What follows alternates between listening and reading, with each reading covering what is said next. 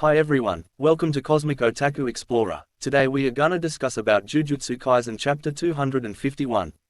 Chapter 251 Dropiden. Once again, the author of the story, Geisha Kutami, showed that he is a master of drawing incredible combat. JJK chapter 251 focused on the battle between the duo of Yuji and Yuta and Sukuna. This fight has been raging on for a while now and it looks like it finally met its end in this week's chapter. The intensity of this fight is certainly something to marvel at and, much to the surprise of the fans, Sukuna could very well have fallen in this chapter. However, there were many other twists and turns that came along the way, which made JJK chapter 251 as brilliant as it was.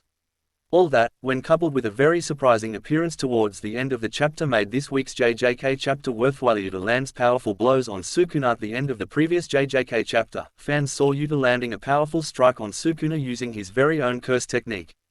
Yuta had already copied Cleave, and, using this power, he cut Sukuna right from his arm to his face.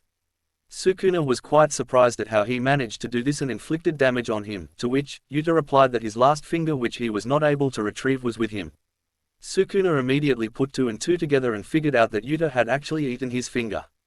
Using this finger, it becomes quite clear as to how Yuta was able to use his technique on him, and it also showcases that Yuta can utilize all the other techniques that Sukuna has as well. At the beginning of the chapter, the incredible assault on Sukuna continued and Yuta certainly landed one blow after another on him, weakening him greatly in the process.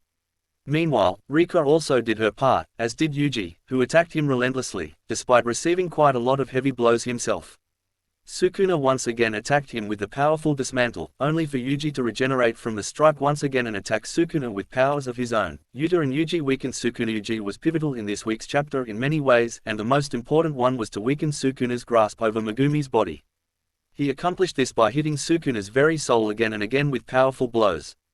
Yuji knew that this was the last chance that he would get to save Megumi, and, for that reason, he fought with everything that he had.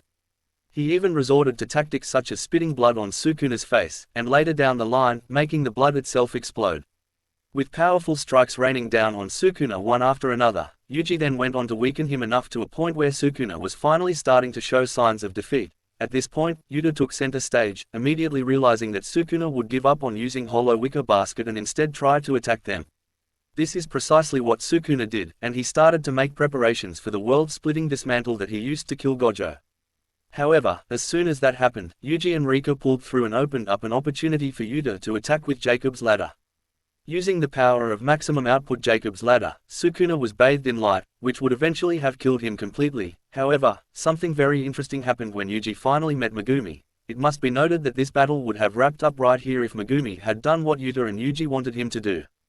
Instead, Yuji was surprised to know that Megumi had given up all intentions of living and that he simply wanted to die at this point. While this might be surprising to the fans, it is very sensible, given that he killed Sumiki and Gojo as well. He has suffered quite a lot and, at this point, he has nothing to live for.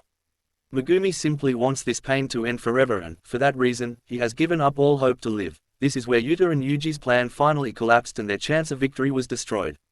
Meanwhile, Sukuna, who was preparing for the world-splitting dismantle, fired it off at Yuta, Yuji, and Rika at the same time. All three of them suffered tremendous damage, while Yuta's domain started to break. Finally, it appears that Yuta and Yuji cannot continue fighting for long, given that they suffered tremendous damage.